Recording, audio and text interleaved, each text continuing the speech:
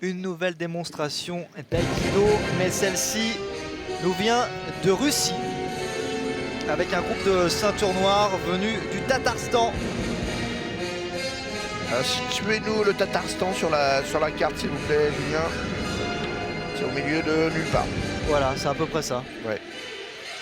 C'est la grande steppe et il se passe beaucoup de choses là-bas.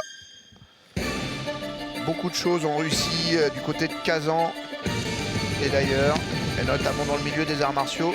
Et donc des équipes qui se constituent et qui ont décidé de jouer aussi dans la cour des grands, des démonstrations.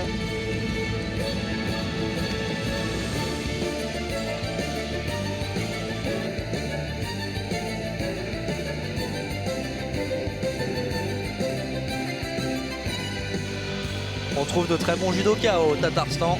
Ah oui, en Russie en général. C'est sûrement l'un des deux, avec la France et bien sûr le Japon en éternel, peut-être la Corée aussi. La Russie fait partie des 5 grands pays de judo. Et pour les arts martiaux en règle générale, on trouve de tout. Et y compris voilà, des équipes d'aïkido qui font des démonstrations dans un esprit assez différent de ce qu'on a vu tout à l'heure avec Gérard Blaise, évidemment plus traditionnel. Là on est avec les jeunes pratiquants qui s'entraînent.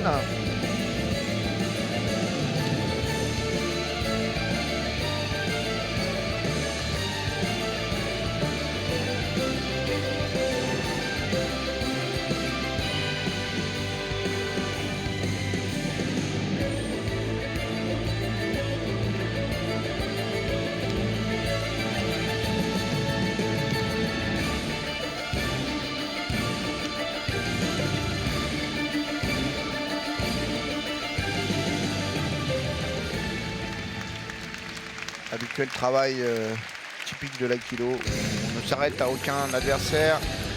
On essaye d'être mouvant.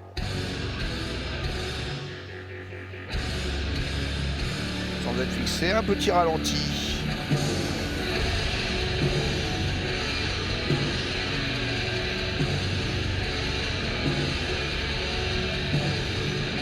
Ils arrivent à tomber au ralenti, c'est bien. Tout en maîtrise.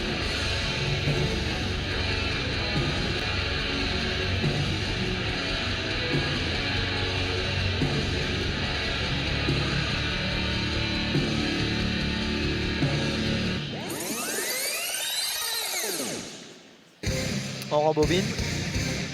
On va le faire plus vite.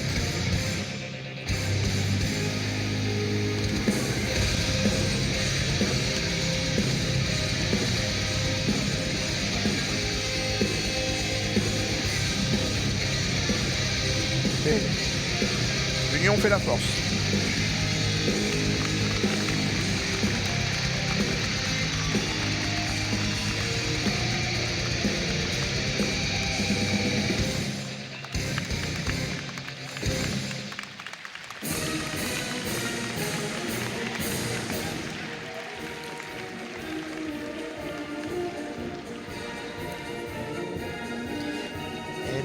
C'était l'aïkido pour de accompagner Russie avec la la Russian sortie National Aikido Board. ces ceintures noires venues du Tatarstan pour l'aïkido russe. Connu pour ses techniques de jambes et ses origines coréennes, le taekwondo a conquis le monde au point de devenir une discipline olympique.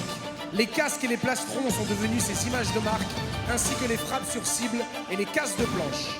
Avec les hauts gradés du taekwondo élite, les ceintures noires et les champions, Ludovic Vaux en tête de liste, voici le taekwondo.